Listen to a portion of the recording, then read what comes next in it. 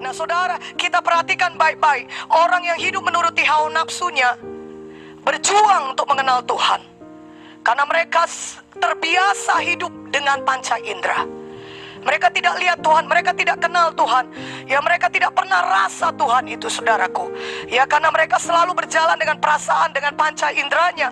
Mereka pikir, ya, kalau enak makan, enak tinggal, punya rumah banyak, punya kekayaan banyak, itulah Tuhan bagi mereka.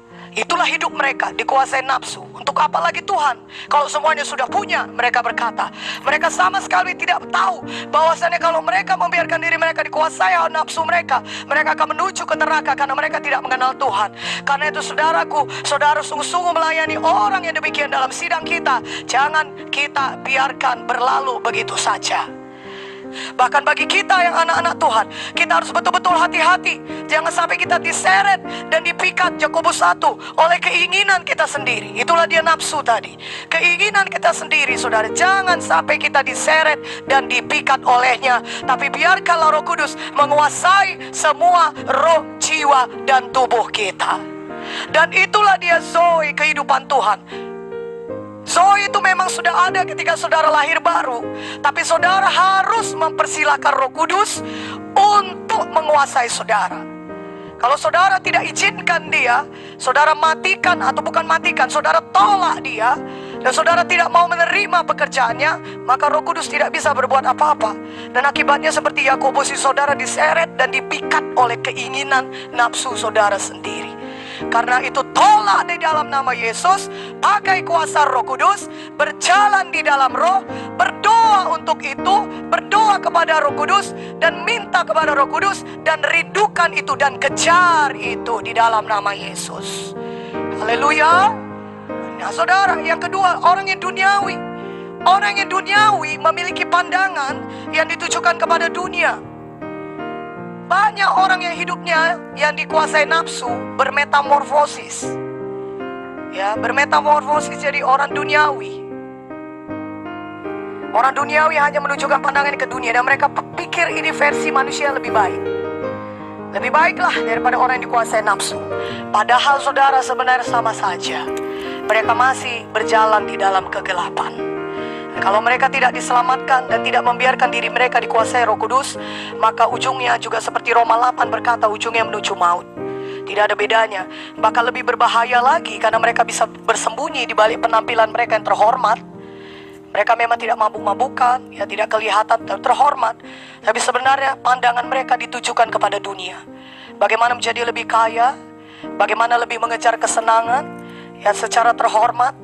Bagaimana memiliki kekayaan lebih banyak, bagaimana lebih dihormati orang, kedudukannya lebih tinggi. Dunia, semuanya dunia, untuk dunia ini saja. Tapi sebenarnya tidak pernah memikirkan mengenai kekekalan. Saudaraku, kadang-kadang orang berhenti sampai di sini saja. Mereka memang berubah, tapi bermetamorfosis dari orang yang dikuasai nafsu sampai orang yang duniawi saja. Dan akibatnya mereka tidak menyadari bahwa sesungguhnya mereka sebenarnya berada di tempat yang sama saja, di dalam kegelapan, belum dibebaskan. Dan anak-anak Tuhan yang tidak membiarkan, hamba-hamba Tuhan juga yang tidak membiarkan diri yang dikuasai Roh Kudus bisa masuk ke dalam kategori ini. Mereka membiarkan dirinya dikuasai oleh dunia, tidak lagi sungguh-sungguh mengejar panggilan Tuhan dalam hidup mereka. Kalau kita dikuasai Roh Kudus, maka Tuhan bisa bekerja hebat lewat kehidupan kita. Amin. Haleluya. Jadi kondisikan diri saudara selalu dikuasai Roh Kudus, sehingga tidak ada tempat bagi setan, tidak ada tempat bagi roh jahat. Kalaupun ada rencana setan, pasti digagalkan karena saudara dikuasai oleh Roh Kudus. Tuhan akan terlebih dahulu berikan hikmat itu kepada saudara. Tuhan akan terlebih dahulu berikan petunjuk itu kepada saudara. Tuhan akan terlebih dahulu memimpin hidup saudara. Karena tidak ada saat di mana saudara tidak dikuasai Roh Kudus. Kita harus tahu dari mana Tuhan menyelamatkan kita. Kita harus bisa mengangkat tangan kita berkata, Tuhan, Engkau besar, ajaib, dahsyat. Haleluya. Walaupun setan mau membinasakan saudara semuanya, sekali pukul habis, tapi ada Tuhan yang jauh lebih besar daripada dia. Tuhan Yesus namanya, yang kuasanya tidak terbatas. Saudara, itu saudara tidak tahu kan? Kita tidak tahu, tapi Tuhan tahu. Kalau kita membiarkan diri kita dikuasai Roh Kudus, maka mujizat bisa jadi dalam hidup kita. Haleluya. Haleluya. Sungguh indah hidup dikuasai Roh Kudus. Sungguh ajaib hidup yang dikuasai Roh Kudus. Sungguh penuh perbuatan Tuhan yang besar kalau hidup kita dikuasai Roh Kudus.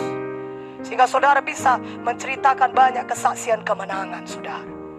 Haleluya.